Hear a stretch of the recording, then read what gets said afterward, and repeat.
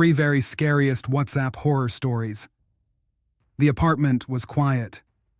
Too quiet. Sofina sat on the couch, scrolling through her phone, trying to ignore the gnawing feeling creeping up her spine. Something felt off. But why? Everything was exactly as it should be. The windows were shut, the door was locked, and yet, she could not shake the unease. A soft creak echoed from the hallway. Sofina froze. Her breath caught in her throat as she turned her head slightly, listening. Nothing. It was probably just the building settling, right? Another creak, louder, closer. Her fingers tightened around her phone. The hallway light flickered for just a second. Then stillness. A thick, heavy silence that pressed against her ears. She swallowed hard. It was fine. It had to be fine. She exhaled, forcing a nervous laugh under her breath. "Get a grip, Sofina," she whispered to herself. "It is just your imagination." The words barely left her lips before she heard it again. A whisper. So soft. So close. Right behind her. Sofina's stomach dropped. Her skin prickled with cold terror. She turned her head, slowly, carefully toward the hallway. Nothing. The apartment was empty. At least, it looked that way. Her pulse pounded in her ears. She needed to calm down. Maybe she was just tired. Maybe she had misheard. But then, a shadow moved. Not outside. Not from the streetlights. Inside. She saw it just for a second in the corner of the hallway. A figure, tall, unmoving, watching. Her breath hitched. She could not look away. It was there. She knew it was there. But when she blinked, it was gone. Her chest tightened. She wanted to move, to run, but her body would not listen. Every nerve in her body screamed for her to leave. But she just sat there, frozen. Then, footsteps, software slow, coming from the hallway. Oh no, this could not be happening. The sound stopped just beyond her sight. The doorway to the hall loomed like an open mouth, waiting. Silence. Too much silence. And then, knock, knock, knock. Sofina jumped, a strangled gasp escaping her lips. Her phone nearly slipped from her grip. The sound was not from the front door. It was coming from inside the apartment, from the hallway, from the dark. She did not move, did not breathe. Knock, knock, knock, slow, rhythmic. No. Her hand trembled as she reached for the lamp beside her. The moment her fingers brushed the switch, click. The light went out. Darkness swallowed the room. Sofina's breath hitched. She fumbled for her phone, her hands shaking. The screen cast a faint glow, barely enough to see. And then, something moved. A shifting shadow. A shape. Standing. Right. There. The breath left her lungs. Her stomach twisted in knots. She could feel it staring at her. Slowly, ever so slowly, she raised her phone. The screen's glow caught the edge of the figure. A face, too pale, too smooth, as if it were not meant to be seen. Sofina's vision blurred. The air around her felt thick, suffocating. She tried to scream, but something cold pressed against her lips. A hand. Number. Not a hand. A shadow.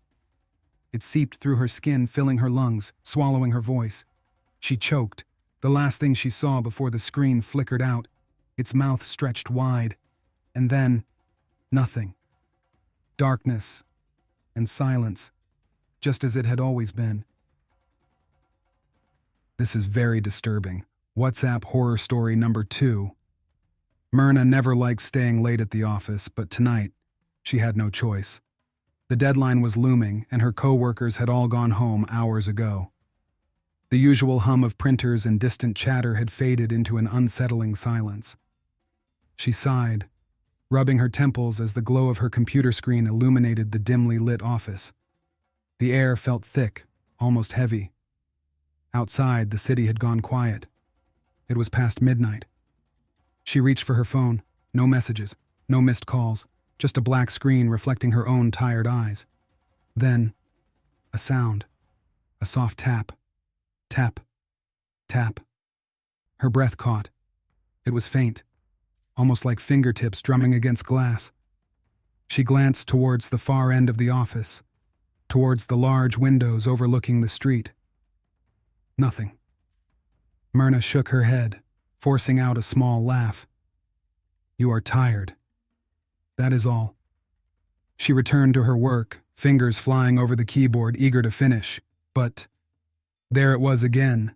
Tap, tap, tap. She swallowed, her throat dry. This time it was louder, more deliberate. Her pulse quickened. Slowly, cautiously. She turned towards the windows again. Nothing.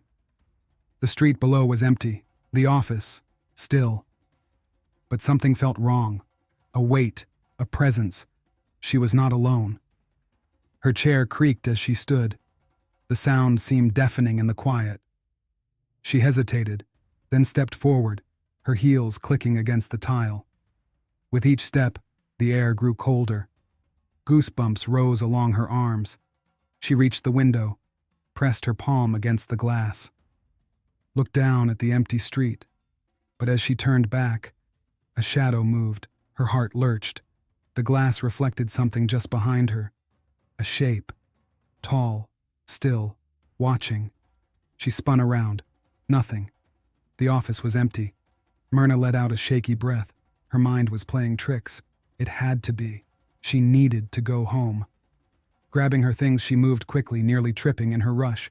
She reached for the office door, gripping the handle with clammy fingers. It did not budge. She frowned, twisted it harder, locked.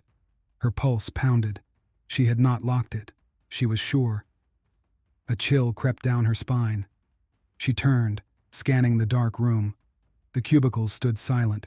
Shadows stretched unnaturally long beneath the flickering fluorescent lights.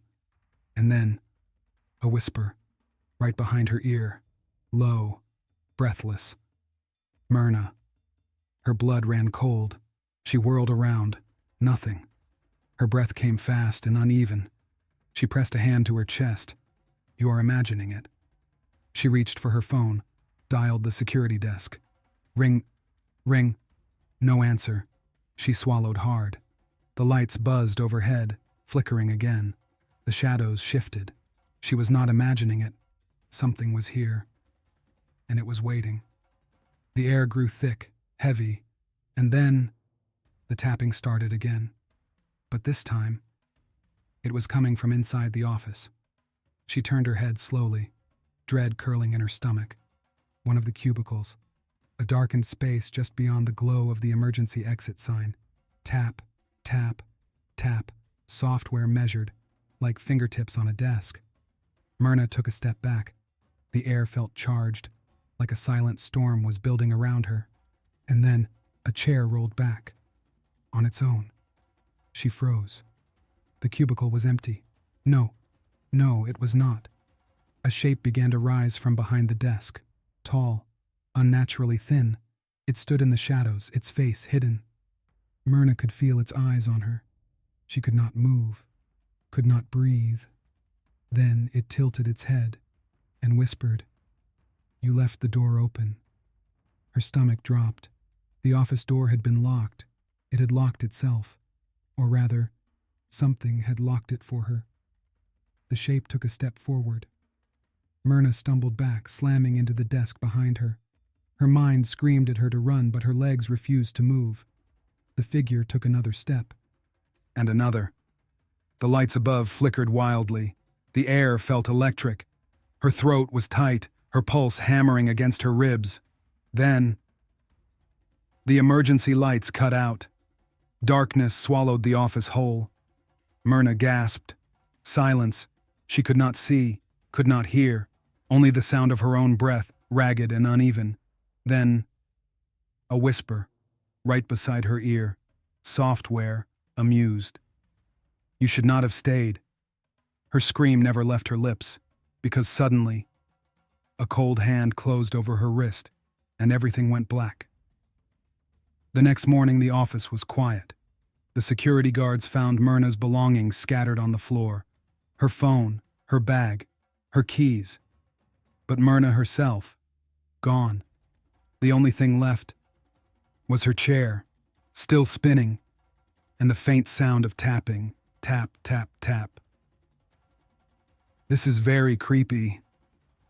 WhatsApp horror story number 3. Briar sat in her car, gripping the steering wheel with both hands. The road ahead stretched into darkness, endless and empty.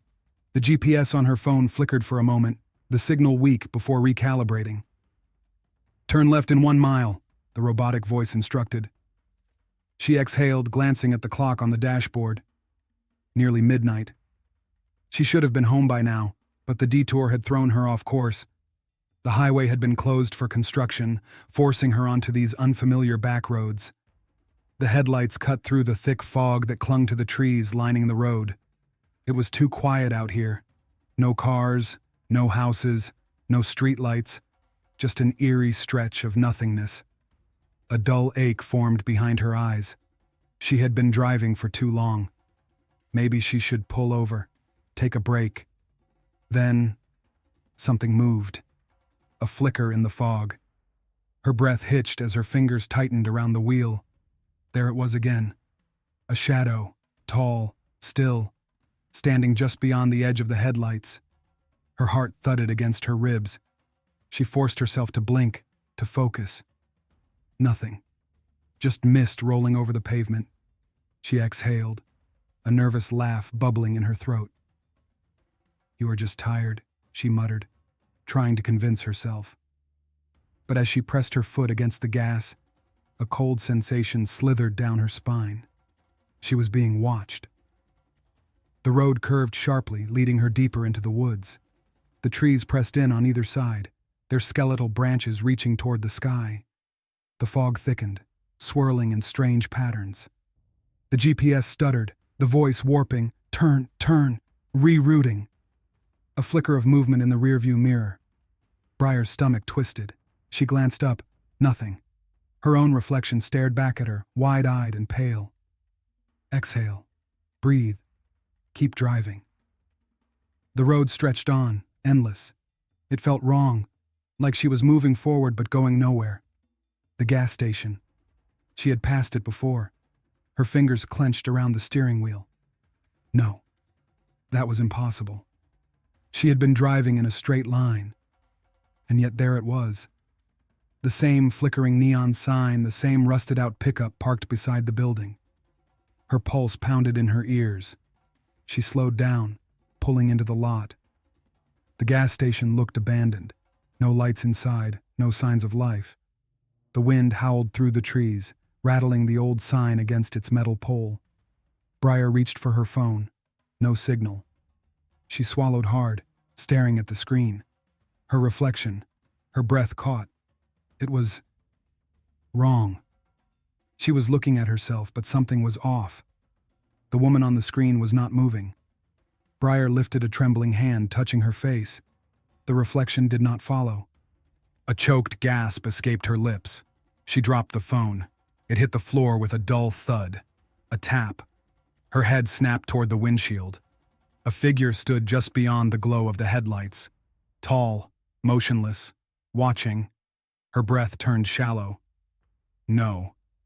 She squeezed her eyes shut. This was not real. Tap. Her entire body went rigid. Tap. Tap. Closer. The air in the car felt suffocating. She forced herself to look. Nothing. The lot was empty. She grabbed her phone, fingers shaking. The reflection was normal now. Just her. A long exhale. "Get it together," she whispered. She needed to leave. Now shoving the car into reverse, she backed out onto the road. The tires skidded slightly on the damp pavement before catching traction. She glanced in the rearview mirror. Her breath turned to ice. The figure was sitting in her back seat. A strangled scream tore from her throat as she swerved. The car lurched, the tires screeching.